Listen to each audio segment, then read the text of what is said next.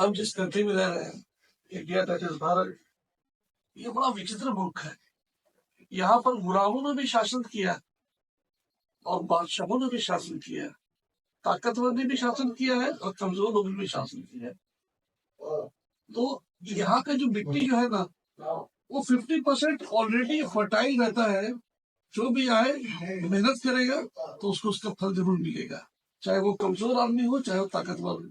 तो ये तो हम लोग एकदम बिल्कुल सोच से हटा देना चाहिए कि हमारे पास सोर्सेस नहीं है, अब सामर्थ्य नहीं है, तो हम कभी ऊपर नहीं उठ सकते। एकदम बिल्कुल फजूल सोचिए जो है। दूसरी बात है, बीजेपी को देख लीजिए चाहे कांग्रेस को देख लीजिए, जब जब ये अपने टोटल पावर पे जब आते हैं, तो इंदिरा गांधी थी, उस वक्त में नारा था इंदिरा इज इंडिया। आज मोदी पावर पे है तो मोदी इज इंडिया। यानी कि इन लोगों ने अपना जागीर बना के रख लिया है। ये सिर्फ नाम के लिए खाली डेमोक्रेसी की बात करते हैं, हकीकत में डेमोक्रेसी का कोई वजूद ही नहीं है। अगर होता तो इंदिरा इज इंडिया और मोदी इज इंडिया का नारा कभी भी नहीं होता। एक आदमी समस्त कंट्री कैसे बन सकता है? How is it possible? और खासकर उस देश में जहां पर 1 करोड़ 35-40 लोग रह रहे हैं, तो डेमोक्रेसी में इनका विश्वास नहीं है। और जिस संविधान की ओथ लेकर के ये संवैधानिक पद में बैठ रहे हैं, उसी को कमजोर करने का यथासिद्ध अपना प्रोग्राम रखते हैं। तो चाहे वो कांग्रेस हो चाहे बीजेपी हो, दोनों एक ही थैली का छट्टा बढ़ता है। अब सवाल ये उठता है कि हम अपने लिए क्या करें। हम जब आवाम के बीच में जब जाते हैं, तो हम क्या करें, हमारा क्या एजेंडाज होना चाहिए। सबसे पहली चीज, आप देखिए बीजेपी जैसे पावर पे आया है ना, उसने जगह जगह अपना जितना भी कार्यालय बनाया है वो भव्य बनाया है।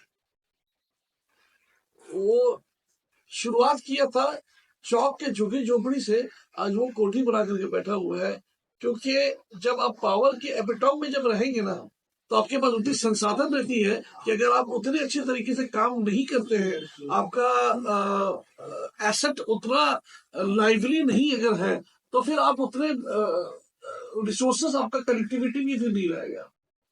एक पैदल चलने वाला आदमी चाहे जितना भी मेहनत कर ले, उसको दिल्ली पहुंचने के लिए कम से कम 6 महीना लगेगा। लेकिन अगर वही चीज बुलेट ट्रेन में अगर आप 3 घंटा में कर सकते हैं, तो फिर बुलेट ट्रेन का ही काम करें हम। वो काशीराम जी का जो युग था वो एक अलग युग था, आज का युग बिल्कुल अलग है। आज हम टेक्नोलॉजीज के में एडवांस फीचर्स कोर्स में चल रहे हैं। आप सोच लीजिए कि कंप्यूटर में इंटेल पेंटियम 4 नहीं चल रहा है, अब वो जनरेशन में बात कर रहा है। तो जब टेक्नोलॉजी इतने ऊपर चली गई है, तो हम भी अपनी सोच को खोल के रखें कि हम लोग को मिनिमम एफर्ट में मैक्सिमम रिटर्न कैसे आए। तो मेरी तो पहली कोशिश रहेगी एक कार्यालय हम लोग यूज चले, वो सेंट्रल कार्यालय होना ही चाहिए हम लोग का भी। सरयू राय लेकर के बैठा हुआ एक क्वार्टर लॉट करा करके हम क्यों नहीं करवाएंगे? तो हम लोग भी अलॉट करवाएंगे। चाहे हम लोग हर इलाके पे अपना छोटा छोटा कार्यालय जरूर खोले, दो, लेकिन एक सेंट्रलाइज कार्यालय हम लोग का बड़ा होना ही चाहिए, जहाँ पर हम लोग बड़े बड़े 250-300 आदमी का मीटिंग करेंगे। तो उस टाइप का एक काम तो करना ही है, हाँ, कॉन्फ्रेंस हॉल टाइप का। तो वो एक काम करना ही है हम लोग को। उससे हमारी पहचान भी बनेगी, प्रतिष्ठा भी बनेगी, और लड़ाई करने में मजा भी आएगा। लड़ाई तो तभी मजा आता है ना जब प्रॉपर का टक्कर हो। सामने वाला पहले ही बड़ा तो ताकतवर के रहे और आप एकदम छोटे रहे, तो फिर आप लड़ नहीं पाएंगे उससे। और लड़ने के लिए बराबर में टक्कर है, तो फिर अपने आप को उस टक्कर को लेकर के आना पड़ेगा, और वो काम जरूर करेंगे। दूसरी चीज है कि जैसे कि आज हमारे नए साथी बहुत सारे आए हुए हैं, मेरा आप से एकदम हाथ जोड़ के ये निवेदन है कि आप अपने अपने जहाँ जो घर है, घर के इधर 10 घर, इधर 10, इधर 10, इधर 10, कम से कम 40 घर को ना जोड़ने का काम करें। अगर आपका घर को सुरक्षित रखना है, तो आपको अपना घर को दुर्ग बनाना पड़ेगा, और दुर्ग बनाने के लिए आपको अपना दाएं बाएं आगे पीछे से अपने आप को सेफ रखना है। तो सेफ रखना है तो पड़ोसियों को हमको जोड़ के रखना पड़ेगा अपने साथ। वो काम जब आप कर लीजिएगा ना, तो जब भी हम आपके घर में या आपके मोहल्ले में जब भी नुक्कड़ सभा करेंगे, तो फिर उस वक्त में आपको लोगों पर जाने की जरूरत नहीं पड़ेगी। आपका फील्ड वर्क कहाँ की रहेगा। बहुत बड़ी बात है। मैंने बोला ना कि मिनिमम एफर्ट में मैक्सिमम रिटर्न हम लोग लेंगे। तो आप जब लोगों को जोड़ के रखे रहिएगा, और 40 घर जो है ना, वो 400 घर तक काम करते हैं। हम लोग पहले जाके लोगों को 2 दिन निमंत्रण देंगे और तीसरे दिन हम लोग वहां पर ऊपर पर नुक्कड़ सभा करेंगे, ताकि हम जब नुक्कड़ सभा करें तो इंतजार में नहीं बैठेंगे लोग अपने घरों से निकल के आए। हम तो पहले से निवेदन निकल छोड़ चुके। अब वो आएंगे, हमारी बात सुनेंगे, हल्का फुल्का जैसे यहाँ पर रखा है 40% के निजाम, उस तरह का छोटा मोटा रिफ्रेशमेंट का निजाम रखेंगे, लेकिन हम लोग बात को पुख्ता तरीके से रखेंगे। और खास करके जब आप वहां पर रह रहे हैं और आपके निवेदन पर जब लोग आ रहे हैं, तो फिर आपको भी वहां पर वार्ता बन करके बोलना पड़ेगा। तो अभी से बोलने की प्रैक्टिस करें। आपके लिए अध्यक्ष है, उपाध्यक्ष है, हर कोई है, लेकिन आपका बोलना भी तो बहुत जरूरी है ना, क्योंकि आपके घर में क्या प्रॉब्लम है, आपके मोहल्ले में क्या प्रॉब्लम है, वो आपसे ज्यादा हम नहीं जान सकते। हो सकता है कि बहुत ज्यादा मच्छरों का प्रॉब्लम हो सकता है बहुत ज्यादा कीड़ा मकोड़ा का प्रॉब्लम हो सकता है हमारे कुत्तों का प्रॉब्लम हो। छोटे छोटे प्रॉब्लम है, लेकिन प्रॉब्लम तो है। जो रात में 11 बजे के बाद जाने के पहले बत्तर मांगने सोचता था जाएंगे उन्हें गर्मी में। तो आप प्रॉब्लम को एसेस करके रखिए, हम लोग उसी प्रॉब्लम को ना मुद्दा बना करके वहां पर अपने अपने विचार में रखेंगे और उनके प्रॉब्लम्स को हम लोग देखेंगे कहाँ तक जितने भी संवैधानिक पद पे जो लोग बैठे हुए हैं उनको साथ में लेकर कहाँ तक अपन उसको सॉल्व कर सकते हैं। याद रखिए, सरकार की जरूरत इसलिए होती है कि आम जनजीवन, आम इंसान जो है वो सुबह से शाम तक रोजी रोटी कमाता है और शाम में अपने परिवार के साथ बढ़ के आराम से रोजी रोटी एंजॉय करना चाहता है। अगर उतना भी मैसर नहीं होता है एक आम आदमी को, तब तो फिर फायदा ही क्या। फिर तो वो गुलामों का जिंदगी ज्यादा बेहतर था, जहाँ मैदानों में और बाजारों में गुलाम बिकते थे और लोग खरीदते थे, इस्तेमाल करते थे ऐसे प्रोडक्ट। तो अब तो वो गुलाम का वो तो वक्त नहीं चल गया ना, अब तो हम लोग सब क्या आजाद है। तो एक आजादाना जिंदगी में आपका जो मेहनत है, आपका जो पैसा है, उसको आपको भरपूर एंजॉय करने का आपको हक देता संविधान। और तीसरी चीज तो ये है, आप देख लीजिएगा बाबा साहब अम्बेडकर को कि उनकी डिग्री क्या है। 22 तरह की डिग्री था उनके पास। मैंने उन लिस्ट को देखा है, 22। और लॉ से लेकर के पता नहीं उस बंदे ने क्या क्या पढ़ा हुआ था। चूंकि काबिलियत इतनी ऊंची थी, इसीलिए नहीं चाहते हुए भी उनको जिम्मेदारी दी गई। तो हम सब अपनी काबिलियत को इतना ऊंचा करें ना कि एसपी डीएसपी क्या डीसी भी सामने बैठे रहे तो मजबूत हो जाए उठ करके रिसीव करने के लिए। Each and every individual should be an iconic personality. आपकी पहचान होनी चाहिए आपके मोहल्ले में कि हाँ, इस बंदे के पास चल जाओ तो ये सॉल्यूशन निकाल के देता है। प्रॉब्लम क्रिएटर तो आपको हर मोड़ पे मिल जाएगी। हर मोड़ पे इंसान समस्या का तो अखबार लगा हुआ है, लेकिन सॉल्यूशन से निकालने वाला जो है ना वो बहुत कम। हम लोग सॉल्यूशन ओरिएंटेड है। और इसके साथ साथ एक और जिम्मेदारी मैं दूंगा, अपने अपने इलाके में देखिए कि होर्डिंग्स लगाने का जुगाड़ कैसे हो सकता है। मैं जो लगा हुआ जगह है उसको नहीं बात नहीं कर रहा हूँ, हम लोग अपना होर्डिंग खुद लगवाएंगे। तो वो जगह चिन्हित करिए और उसका प्रोसेस क्या होता है ये पता करके मेरे को आने वाले 15 दिन के अंदर बताइए। हम लोग जरूर पड़ेंगे तो डीसी से बात करेंगे, उस जगह को चिन्हित करेंगे, उसके जो फॉर्मेलिटी से पूरा करेंगे, ताकि उस होर्डिंग्स में हम अपने हिसाब से अपना बैनर्स लगा सके। एंड वाइटल रोल प्ले करता है, आते जाते लोगों को दिखना चाहिए कि हाँ भैया आजाद समाज पार्टी नाम का भी कोई दल है। और हम लोग हर 6 महीना में जो जो काम किया है हम उस उपलब्धि को इसमें डिस्प्ले करेंगे कि हमने ये किया, हमने ये किया, हमने ये किया। आपका किया हुआ जो है वही आपकी जमानत है आने वाले वक्त की पूंजी के लिए। चुनाव में वही पूंजी का काम करेगा। पैसा जो है वो एसिड जरूर करता है, लेकिन आपका किया हुआ उपलब्धि जो है ना वो भी आदमी जो है नजरअंदाज नहीं कर सकता। मुझे उम्मीद है कि हम लोग इन बातों में अमल करेंगे और हम लोग काम करेंगे, बिल्कुल काम करेंगे, डिसिप्लिन वे में काम करेंगे और संवैधानिक तरीके से ही काम करेंगे। जय हिंद, जय भारत। बहुत बहुत शुक्रिया हमारे जिला अध्यक्ष साहब, आप काफी संजीदगी के साथ अपनी बातों को रख रहे थे। अब क्योंकि 8 बज चुका है, अब मैं बिना किसी ताखीर के मैं चाहूंगा कि हमारे बीच प्रदेश अध्यक्ष साहब है वो कुछ 2 मिनट अपनी बातों को रखें। देखिए, काशीराम साहब एक बात कहा करते थे कि न्याय चाहिए तो शासक बनो, कारोबार भी सही हो जाएगा, आपके बच्चे की पढ़ाई भी सही हो जाएगी।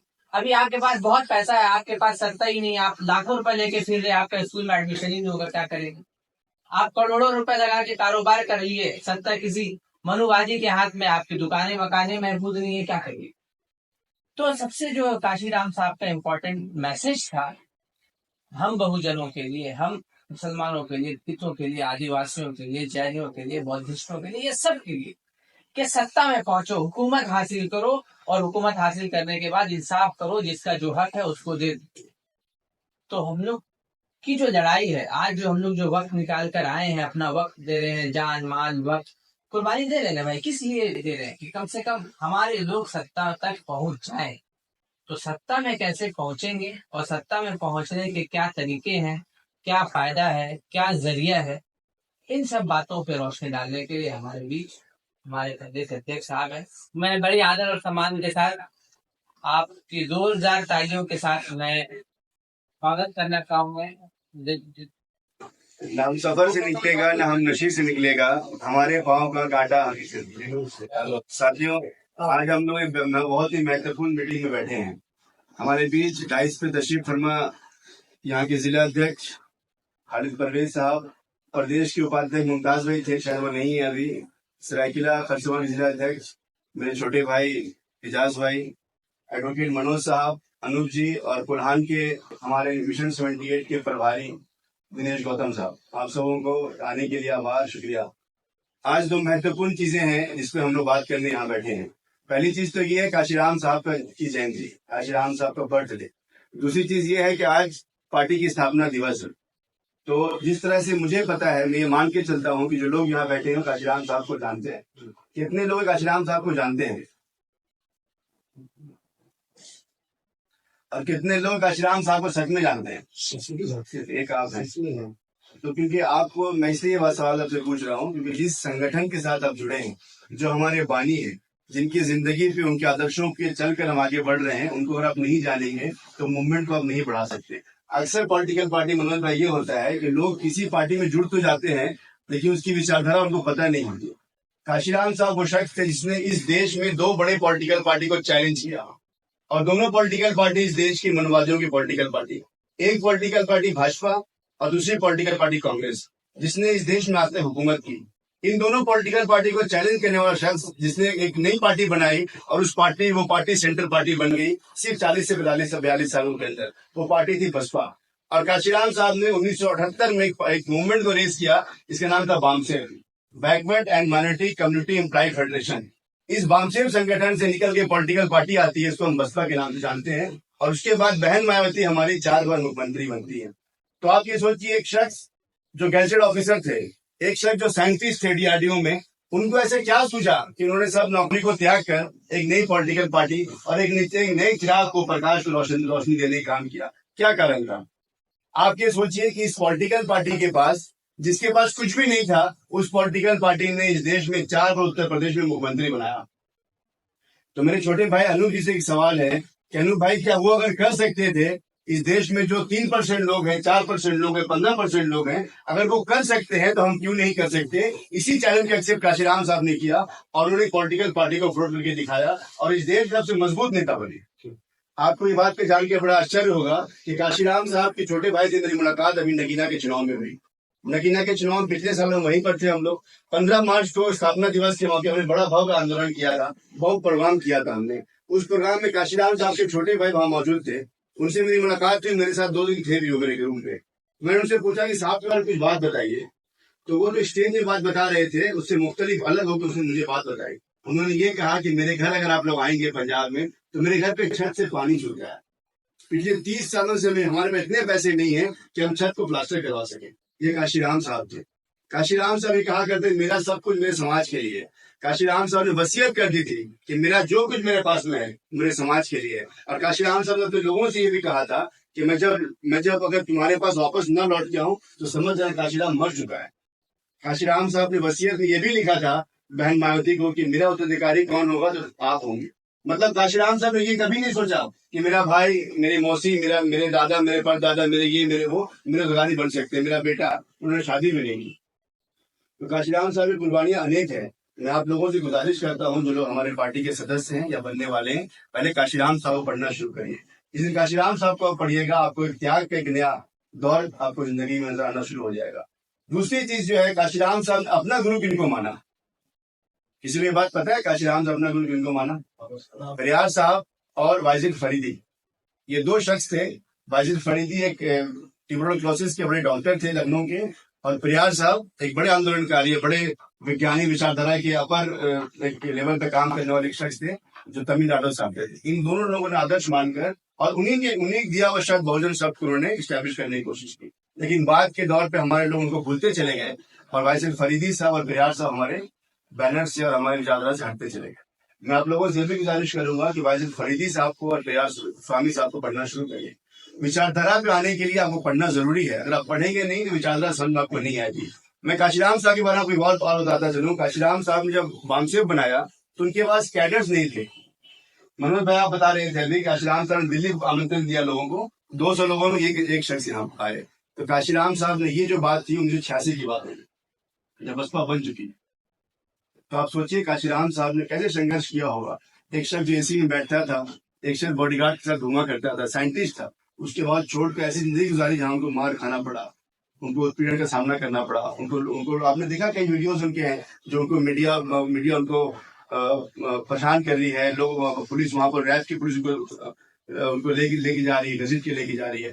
तो काशीराम साहब के आदर्शों पर चलने के लिए, उनकी विचारधारा पर चलने के लिए, उनके संघर्ष को अपनाने के लिए पढ़ना पड़ेगा मेरे दोस्तों।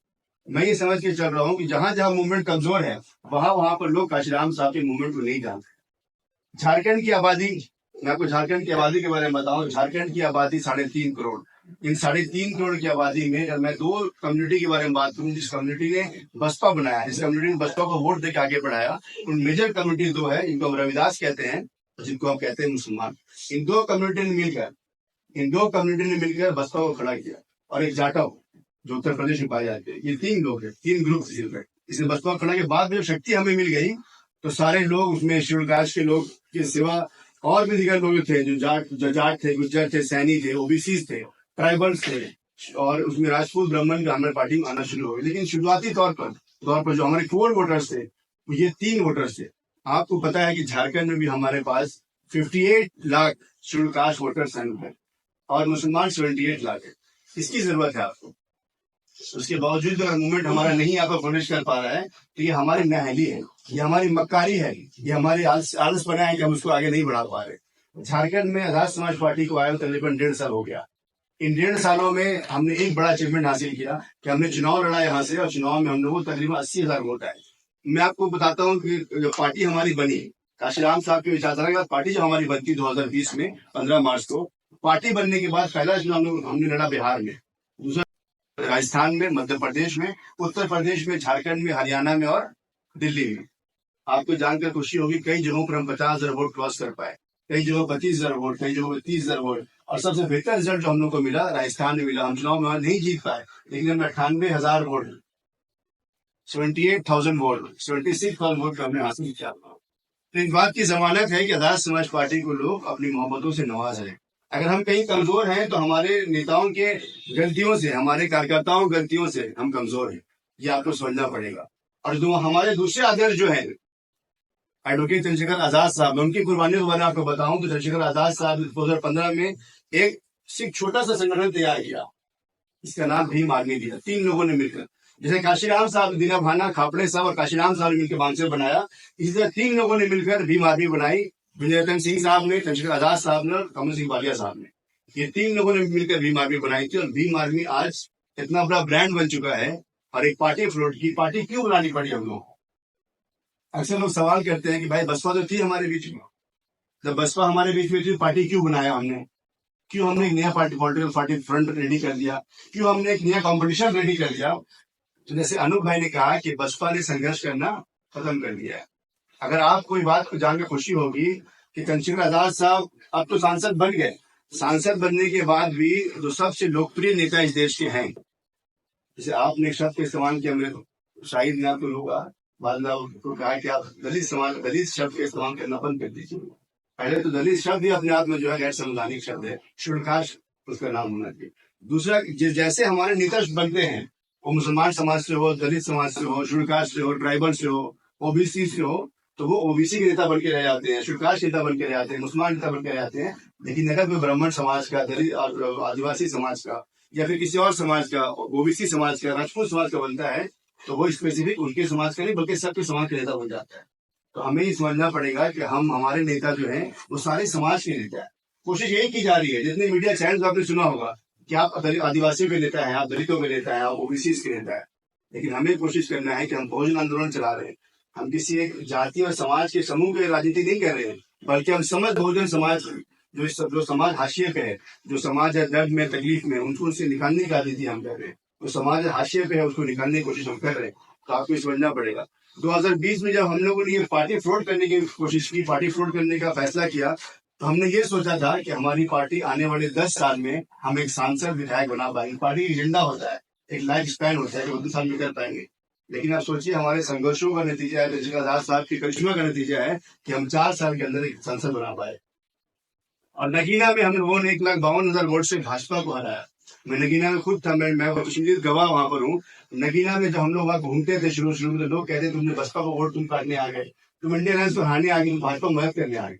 लेकिन जब हमने वहाँ के शेड्यूल को, मुसलमानों को, वहाँ के ओबीसी को, आदिवासी समाज के लोग नहीं रहते, इनको जब हम समझाने में कामयाब हुए कि भाई ये वोट किसका है, तो वहां पर 70% वोट शेड्यूल कास्ट और मुसलमानों का था, वहाँ के 14% वोट वहाँ ओबीसी समाज का था।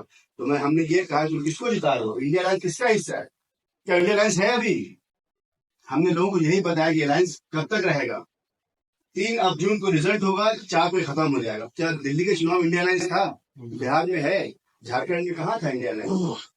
तो आपको समझना पड़ेगा ना साहब कि लोग धोखा किसको दे रहे हैं, और धोखा तो हम लोग खुद खा रहे हैं ना, धोखा तो हम लोग खुद खा रहे हैं। हम ये लोगों को बताने में कामयाब हुए वहां पर नगीना में कि आपको समझना पड़ेगा वोट किसका है, वोट तो हमारा है। जब वोट हमारा है, राज उनका क्यों चल रहा है? आशीराम साहब ने ये भी एक नारा दिया, वोट हमारा राज तुम्हारा नहीं चलेगा। तो इन नारों के साथ में जो आगे बढ़ते हैं, इनसे हम जब वो कॉन्फिडेंस हासिल करते हैं, इनसे हम प्रेरणा हासिल करते हैं, तो हम आगे बढ़ने की प्रेरणा लेते हैं। काशीराम साहब ने जब अपनी जिंदगी में जब वो आगे बढ़ रहे थे, तो कई मुश्किलात का सामना करना पड़ा। वही मुश्किलात चंद्रशेखर आजाद साहब को सामना करना पड़ रहा है। चंद्रशेखर भाई की रीढ़ की हड्डी में तकरीबन 1.5-1.7 इनका गैप है। उनको पुलिस ने CNRC के मूवमेंट जो जेल है, उनको उल्टा हटा के मारा। उनके पैर से नखून जो है वो खींच लिए गए थे, खून जो उनके पैर से 3 दिन तक बहता रहा।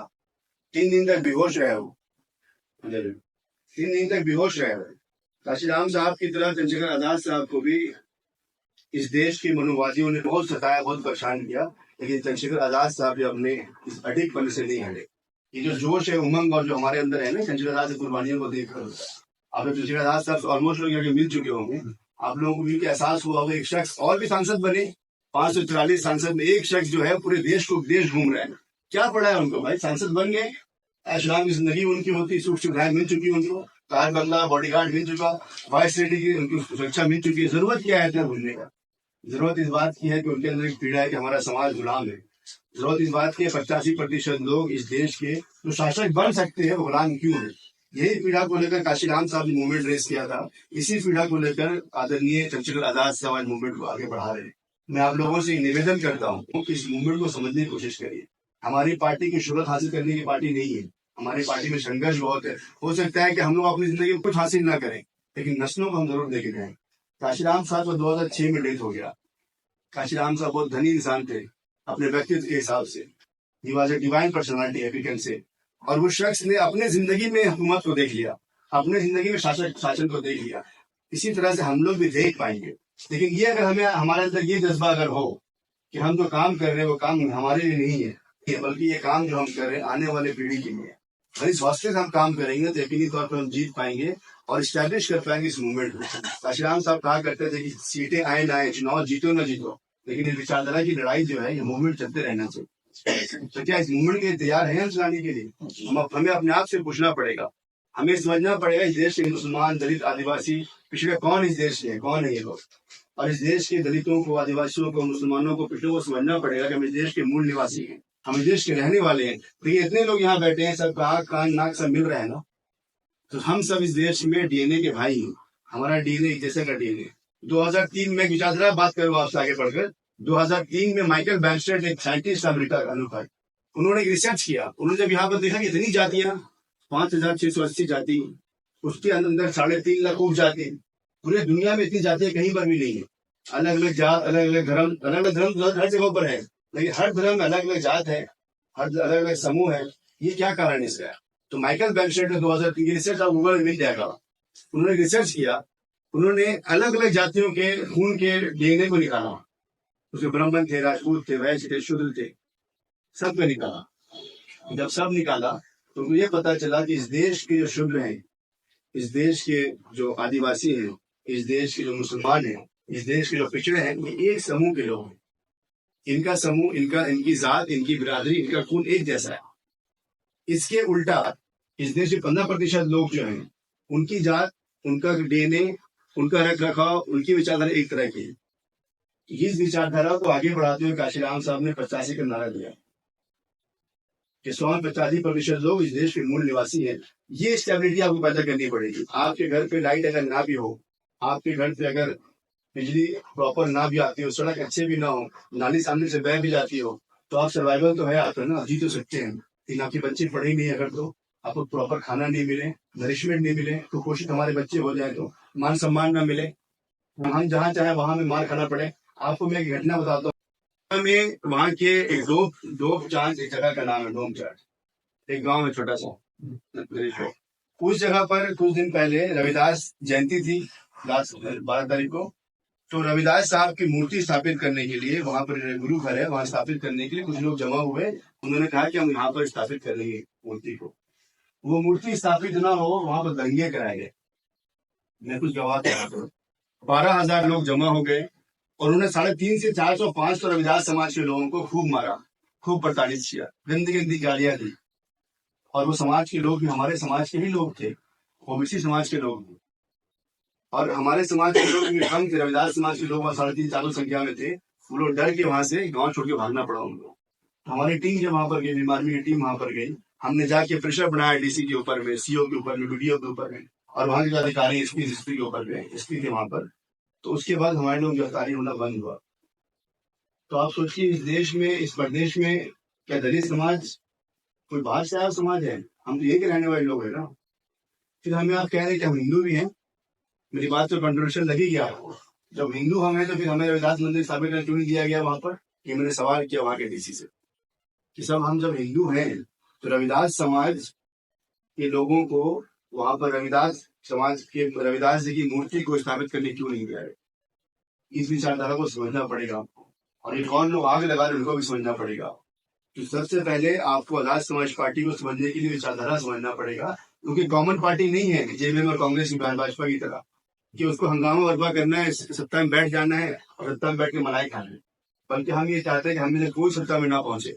हम ये चाहते हैं कि एकदम निम्न तबके के लोग जो हैं, जो जिनके जिंदगी में खुशहाली नहीं है, जिनकी जिंदगी में बदअमनी है, जो शोषित वंचित समाज के लोग हैं, उनको एलिवेट करें, उनको ऊपर उठाया जाना है। हम चाहते हैं कि देश में भुखमरी, बेरोजगारी, सांप्रदायिक नफरत खत्म हो। इसके लिए हम कोशिश कर रहे हैं। अगर हम कोशिश नहीं कर रहे होते, व्यक्ति मिलकर नहीं, क्या सोचते शेखर साहब से?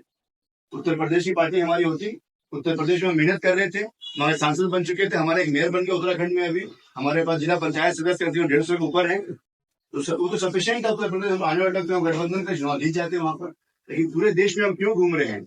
मैं शिवकाश के लोगों से खासकर कहना चाह रहा हूँ, झारखंड में अगर सबसे सोए हुए कौम है तो शिवकाश के लोग हैं। मैं आपको बुरा नहीं मानिएगा, मैं पूरे प्रदेश में घूमता हूँ, मैं प्रदेश में घूम लोगों को जाने का काम कर रहा हूँ कि अगर शेड्यूल कास्ट के लोग जाग जाएंगे यहाँ पर, तो अगर एक बनिया, एक जायसवाल कम्युनिटी का, एक बनिया कम्युनिटी का तेली अगर मुख्यमंत्री बन सकता है, तो दलित समाज के मुख्यमंत्री बन सकते हैं झारखंड में। लेकिन हमने सपना देखा ही नहीं कभी है। मनोज भाई ने कभी सोचा ही नहीं है, दिल भर कभी सोचे कि हम सीएम बन सकते हैं, सोचे ही नहीं है। जब आदिवासी समाज 28% होकर सीएम बन सकता है, जब 2.9% तेली समाज के लोग सीएम बन सकते हैं, तो 13.5% दलित समाज सीएम क्यों नहीं बन सकता झारखंड? ये बात सबसे पहले हम लोगों ने बोलना शुरू किया। आज तक कभी किसी ने नहीं बोला। आपको पता है झारखंड के कैबिनेट बना पिछले बार का, उस कैबिनेट में कोई शिवकाश का नेता नहीं था। हमारे नेता पे शिवकाश के बैद्यनाथ राम को बनाया गया। इस बार भी शिवकाश के नेता नहीं थे, हमने प्रेशराइज किया। आपकी संख्या 13.5% है साहब, आप 60 लाख के करीब हैं। आपको नेतृत्व करता कौन है यहाँ पर? एक रिजर्व सीट आपकी यहाँ पर झारखंड में है, 9 रिजर्व सीट आपको दिए, रिजर्व सीट होने के बावजूद भी कोई नेता है आपका? मुझे बताइए ईमानदारी के साथ, मनोज भाई, अनूप भाई, ईमानदारी के साथ कि आपके मसले अगर हो जाए, बड़े मसले झारखंड में, कौन नेता है आपका? एक नाम बता दीजिए आपको झारखंड में कोई नेता है? जमशेदपुर में कौन नेता है आपका? एक नेता नहीं है। किसी पार्टी से अध्यक्ष है आपका? नहीं है। तो आपको सोचना पड़ेगा ना साहब कि हम लोग क्या कहना चाह रहे हैं। मैं मुसलमान हूँ कि आपसे क्या बात कर रहा हूँ। मैं इसलिए मुझे ये बात पता है कि अगर आप नहीं बचेंगे तो कोई नहीं बचेगा। इस देश में पहला हक आदिवासियों का है, पहला हक दलित समाज का है, उसके बाद सबका हक है। तो आप लोग यही कि एक्चुअल मूल निवासी आप लोग हैं, ये सोचना पड़ेगा ना। लेकिन हमारे समाज के लोग सबसे ज्यादा सोए कौम अगर कोई है यहाँ पर तो दलित समाज के लोग हैं ना। आपके पास, आपको पता है इंडिया में जो बेस्ट ऑफ द कॉलेजेस है 15,000 जो सबसे बड़े कॉलेजेस है ताकि सीट्स है, इसको हम कहते हैं इंस्टीट्यूट ऑफ नेशनल इंपॉर्टेंस, उसमें कितना प्रतिशत आपका है? 1.1% भी नहीं है, उससे भी नीचे है आप। कौन आपको जगाने का काम कर रहा है? आप राजनीति को छोड़ दीजिए, हम समाज की बात करें, एजुकेशन की बात करें, पॉलिसीज की बात करें। कौन पॉलिसी बनाता है आपका बैठ? इन बातों को कभी आपके बीच में किया ही नहीं गया। हमको हुड़दंग करना सिखाया गया, हमको धर्म के अनुबंध में इतना अंदर गोता लगा लिया हम लोगों ने कि हमने बोलना सब, हमने सोचना ही छोड़ दिया। आप सब कुछ करिए, आपकी व्यवस्था सब कुछ आपके हाथ में जब तक नहीं आएगी हम ऐसे ही मार खाएंगे। उत्तर प्रदेश में तो, मध्य प्रदेश, उत्तर प्रदेश, राजस्थान में, महाराष्ट्र में, वहां पर उत्पीड़न जो है ना दलितों पर चरम पर है। आप झारखंड में नहीं है, और झारखंड में अगर है भी तो वहां पर गाँव में है, वो कोडरमा में है, गिरिडीह में है, लातेहार में है, लोहरदगा में है, गढ़वा में है, पलामू में है, यहाँ पर नहीं है। ये तो इंडस्ट्रियल टाउन है, या फर्क ही नहीं पड़ता। लेकिन हम जब पूरे दलित समाज के बारे में सोचते हैं, हम जब पूरे समाज के बारे में सोचते हैं तो हम पीड़न लेते हैं, तो हमको तकलीफ होती है। मैं अगर यहाँ पर राजनीति करूँ तो मुझे फर्क ही नहीं पड़ेगा। मैं प्रदेश अध्यक्ष, मैं घूमूंगा, हवा में बात करूँ, लोग करते हैं, अच्छा घूमे फिर मक्कारी करे और वो नेता बन जाए, उससे कोई फर्क नहीं पड़ने वाला। लेकिन आपकी पीड़ा अगर मेरी पीड़ा नहीं बनती है, हम मेरी पीड़ा आपकी पीड़ा नहीं बनती है, तो हम समाज को कभी नहीं बना पाएंगे। दलित समाज की स्थिति ऐसी है झारखंड में कि दलित समाज के लिए यहाँ पर एक भी आपका शुल्कास आयोग तक नहीं है। पता आप लोगों को? पता है दिनेश भाई? एसटी आयोग है ना यहाँ पर, ट्राइबल एडवाइजरी काउंसिल कहते हैं। मुसलमानों का माइनॉरिटी कमीशन भी बन गया है यहाँ पर। आपका क्या है मुझे बताइए? दलित समाज में कुछ है? दलित समाज का आपका कुछ भी नहीं है। ना कोई नेता आपके पास में, ना पॉलिसी मेकर्स आपके पास में, ना स्ट्रेटेजी मेकर्स आपके पास में। और जो लोग हमारे हैं वो इतने दबे कुछ हैं, इतने डरे हुए हैं, सीओ हो, बीडीओ हो, वो एसपी क्यों ना बन जाता हो, लेकिन रास्ता में इतना दबा हुआ है कि बात भी नहीं कर पाता। इन चीजों को समझना पड़ेगा। जब तक इन चीजों को आप नहीं समझेंगे, हम राजनीति करने से कोई फायदा नहीं होगा। आपका जब ये टीस नहीं उठती है कि हम आने वाले वक्त में मेरा आदमी सीओ वीडियो बने, आपने नारा लगाया काशीराम साहब का, क्या नारा था वो? वोट से लेंगे टीएमसी, आरक्षण से लेंगे एसपीडीएम। तो आरक्षण तो काशीराम साहब, बाबा साहब अम्बेडकर की मेहनतों से मिल गया। लेकिन आपको पता है जिस तरह से निजीकरण हो रहा है वो बचेगा आपका? चंद्रशेखर भाई ने अभी कुछ दिन पहले मुद्दा उठाया पार्लियामेंट पर, आपको सुना आप लोगों ने? प्राइवेटाइजेशन में हम लोग चाहिए। किसने बोला इस बात को इस देश में, बताइए आप? क्योंकि 150 के ऊपर लोग हमारे SC के, कोई बोलने वाला है? चंद्रशेखर भाई क्यों बोल रहे हैं? क्योंकि उस शख्स को समझ में बात आ रही है। वो जो एक श्रृंखला होती है ना, बाबा साहब अम्बेडकर, काशीराम साहब और चंद्रशेखर आजाद, एक श्रृंखला है हमारी, उसी को हम आगे बढ़ा रहे हैं। तो कौन बढ़ाएगा उसको? हमारा आप बढ़ाएंगे ना। वो तो यहाँ पर आने वाले नहीं है। यहाँ नेता कौन बनेगा? अनूप भाई बनेंगे, यहाँ नेता मनोज भाई बनेंगे, दिनेश भाई, आप नेता बनेंगे, नेता बनेंगे ना। लेकिन क्या हम नेता बनने को तैयार हैं? जज्बाती नारों से, जज्बाती भाषणों से कुछ होने वाला नहीं है दोस्तों। हमें संजीदगी के साथ सोचना पड़ेगा, दिन रात सोचना पड़ेगा कि अगर हम इसी तरह से रहे, परेशान रहे, तो नस्लें क्या हमारे गुलाम नहीं होंगी? आप गुलामी का एहसास है आप लोगों को कि हम गुलाम हैं इस देश में? मुझे तो एहसास है पूरा। रात में मुझे नींद प्रॉपर नहीं आती है। हमको पूरा एहसास है गुलामी का अपना, इस देश में गुलाम, दलित, आदिवासी, पिछड़े, मुसलमान गुलाम है इस देश में। लेकिन अगर आपको गुलामी का एहसास नहीं है तो आप इंसान कैटेगरी में नहीं आते। फिर आपको भाषण सुनने से कोई फायदा नहीं है। हम ये भाषण देने, खुश करने अपने आप को नहीं है। मेरे को नेता बनने मुझे कोई शौक नहीं है। मुझे शौक है कि दलित समाज के लोग, आदिवासी, पिछड़े, मुसलमान इस देश के शासक बने। हम इसीलिए मेहनत कर रहे, इसलिए दिन रात हम काम कर रहे। हम इसलिए काम नहीं कर रहे काशीराम जिंदगी में बड़ा नेता बन जाए, उसके लिए मैं मेहनत नहीं कर रहा हूँ, क्योंकि हम कैडराइज लोग हैं। हमको ये पता है कि ये समाज नहीं अगर आगे बढ़ा तो आने वाली नस्लें हमारी फिर से गुलाम होंगी। और इस देश में गुलामी की जंजीरें इतनी मजबूती से बना दी गई हैं कि आप सोचिए, अगर आपके ऊपर ये FIR हो जाए, कौन नेता आपके साथ में खड़ा है? अगर आपके ऊपर ST आयोग में कोई बात उठानी पड़े, अब आपके ऊपर आपके समाज के हित में कुछ बात उठाना पड़े, तो कौन उठाने वाला है? तो है आपके उठाने वाला। आपका नेता कौन होता है? दुबे जी, पांडे जी, तिवारी जी, यही होते हैं ना। जितने भी झारखंड में, इंडिया में जितना भी इंटक है, जितना भी नेता है, ABVP हो, NSY हो, जो भी हो, उसमें नेता कौन होगा? दुबे जी, पांडे जी, सिंह जी, यही होंगे ना। रविदास जी क्यों नहीं है? मुखी जी क्यों नहीं है? पासवान जी क्यों नहीं है साहब? इसलिए नहीं, हम सोए हुए लोग हैं। हमने तकदीर में लिख दिया है इसलिए हम शासक नहीं बन सकते। हम गुलामी में जिएंगे, गुलामी में मरेंगे। काशीराम साहब कहा करते थे, काशीराम साहब ने कई जगहों में लिखा है, मैंने खुद देखा उत्तर प्रदेश में, गली गली मोहल्लों में लिखा है, घरों में लिखा हुआ है कि तुम लिखो अपने गलियों में, अपने दीवारों पे कि हम देश के शासक हैं, हमें शासक बनना है। शासक बनने का हुनर सीखना पड़ेगा। उसका हुनर क्या है कि हमें आंदोलन समझना पड़ेगा कि हम इस देश के शासक हैं, हमने हुकूमत की है इस देश में पहले भी। दलित समाज के लोगों को अपनी हिस्ट्री को रिवाइव करना पड़ेगा, मनोज भाई, उनको जगाना पड़ेगा, उनको जवान इन बारे में पूछना पड़ेगा, उनको ये सोचना पड़ेगा कि रविदास समाज के लोग आज रविदास समाज की रविदास जी की जो जयंती तो खूब मनाते हैं हम लोग हैं बड़े उत्साह के साथ, लेकिन आदर्शों पे चल पा रहे हैं हम। बेगमपुरा क्या था?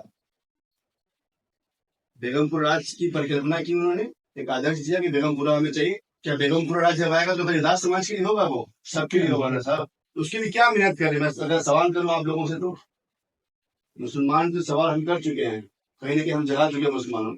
आपको इस बात का अफसोस होगा जानकर कि झारखंड में आजाद समाज पार्टी में सबसे तेजी से कोई कम्युनिटी अगर आ रही है तो मुसलमान आ रही है। और अफसोस की बात है, दलित समाज जिनका नेता, अगर शोक और नेता कह भी दें थोड़ा देर के लिए, जिनका नेता दिन रात मेहनत कर रहा है, अपने खून से सींच रहा है, वो समाज के लोग यहाँ पर जागरण नहीं है। उनके दिमाग में कीड़ा घुस गया हिंदू मुस्लिम का। हम साफ साफ बात करने वाले इंसानों में से हैं। साफ साफ बात नहीं करेंगे कभी मूवमेंट आगे नहीं बढ़ा पाएंगे।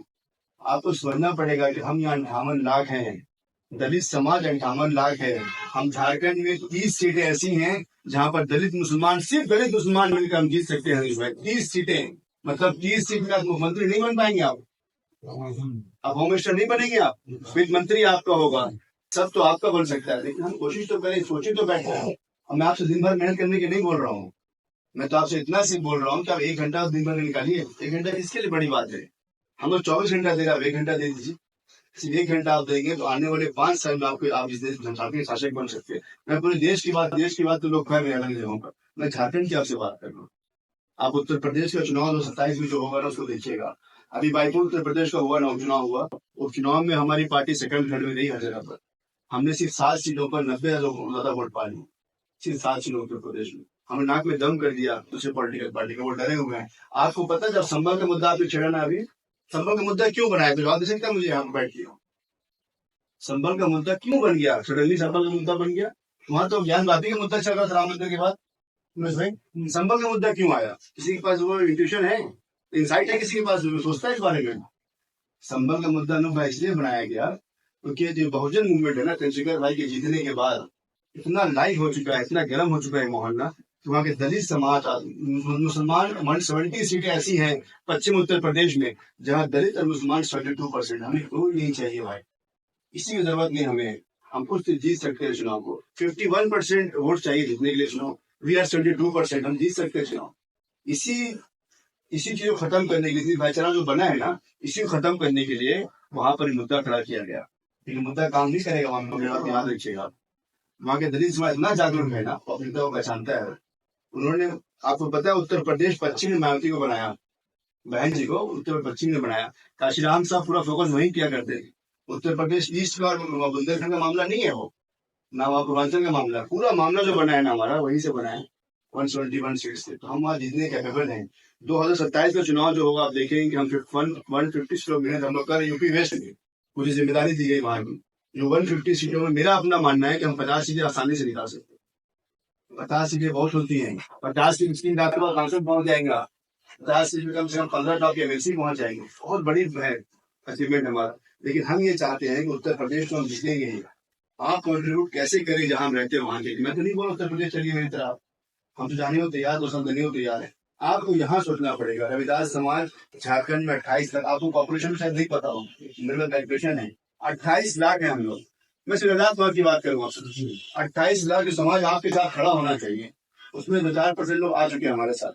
अगर हम 28 लाख में सिर्फ 10% वोट ले आएंगे ना, और मुसलमान को वोट मिल जाए, उनको हम 10 सीट निकाल लेंगे। इतना आसान है। लेकिन हम हर दिन काम तो करना शुरू करें, कोशिश तो करें। हम कोशिश ही नहीं करना जानते हैं। हम तो सोच के बैठे हैं कि हमें कुछ नहीं मिलेगा, बनना उसका शरीर है, बनना उसका शरीर है, वही है। क्यों मनोज भी क्यों नहीं जीत सकते यहाँ से? आप क्यों नहीं जीत सकते यहाँ से? ये क्यों नहीं जीत सकते? आप क्यों जीत सकते? नेता ऐसे ही बनता है ना। हमारी पार्टी में कोई ऊपर नीचे नहीं है साहब। हमारी पार्टी में जो मेहनत करेगा वो नेता बनेगा, जो मेहनत करेगा। हम एक बहुजन मूवमेंट के आदमी थे। चंद्रशेखर भाई को जब मैं बना, मुझसे बनने से पहले 10 लोगों ने अप्रोच किया भाई को, चंद्रशेखर भाई। झारखंड में 5-5 लाख 10-10 लाख रुपए पूछे भाई साहब। 20 लाख ऑफर किया भाई को कि हमको प्रतिनिधि बना दीजिए। मेरे जैसे छोटे इंसान ने प्रतिनिधि बनाया। क्या उन्होंने देखा? विचारधारा देखा उन्होंने, विचारधारा का आदमी है। विचारधारा जिनके पास में है वो आदमी आगे बढ़ के यहाँ पर सीएम भी बन सकता है, मिनिस्टर भी बन सकते हैं, हम आने वाले वक्त में पीएम भी बन सकते हैं। लेकिन हमें शासक बनने का हुनर सीखना पड़ेगा। मैं आप लोगों से इतनी बात कहने यहाँ पर आया तो आप सब लोग यहाँ पर आए, आप सभी लोगों का बहुत बहुत शुक्रिया। मैं आखिरी गुजारिश आपसे ये करूंगा कि आज के बाद से या आज से ही कोशिश ये करिए कि काशीराम साहब, बाबा साहब अम्बेडकर और चंद्रशेखर आजाद साहब के बारे में लोगों को बताना शुरू करिए। जैसे अध्यक्ष जी ने आपको कहा यहाँ पर अपने घर के आसपास शुरू करें, 10-10 लोगों को जोड़ना शुरू करें। तो अगर जमशेदपुर में अगर हम 5 मेंबर बढ़ा देते हैं तो पूर्वी पश्चिमी हम जीत सकते हैं। तो बड़ी बात नहीं, हमारे लिए पहला चुनाव था, कोई घबराने की कोई भी जरूरत नहीं है। पहले चुनाव में हमने बहुत अच्छा परफॉर्मेंस दिया, 80,000 वोट हमारी पार्टी में आया है। बसपा और एमआई जैसी पार्टी जो यहाँ पर है बहुत पीछे रह गई हम लोगों से। इस पार्टी के पास में कई विधायक, कई सांसद हैं, वो पीछे हमसे रह गई और हम लोग जो है आगे निकल गए। ये हमारे मेहनत का और हमारे नेता का करिश्मा है। ये आप लोगों ने मेरी बात के लिए प्यार से सुना, बहुत बहुत शुक्रिया। जय भीम, जय संविधान, जय भारत जोहार। अपनी कीमती बात हमारे प्रदेश अध्यक्ष साहब रख रहे थे। संविधान की प्रस्तावना हम लोग पढ़ते हैं हर प्रोग्राम के तो हम भारत के लोग भारत को एक संपूर्ण प्रभुत्व संपन्न समाजवादी पंथ निरपेक्ष लोकतांत्रिक गणराज्य बनाने के लिए तथा उनके समस्त नागरिकों को सामाजिक आर्थिक और राजनैतिक न्याय विचार अभिव्यक्ति विश्वास धर्म और उपासना की स्वतंत्रता प्रतिष्ठा और अवसर की समानता प्राप्त कराने के लिए तथा उन सब में व्यक्ति की गरिमा और राष्ट्र की एकता और अखंडता सुनिश्चित करने वाली बंधुता बढ़ाने के लिए दृढ़ संकल्प होकर अपनी इस संविधान सभा में आज तारीख 26 नवंबर 1949 ईस्वी को एतद द्वारा इस संविधान को अंगीकृत अधिनियमित और आत्ममार्मित करते हैं। जय भीम, जय संविधान, जय भारत।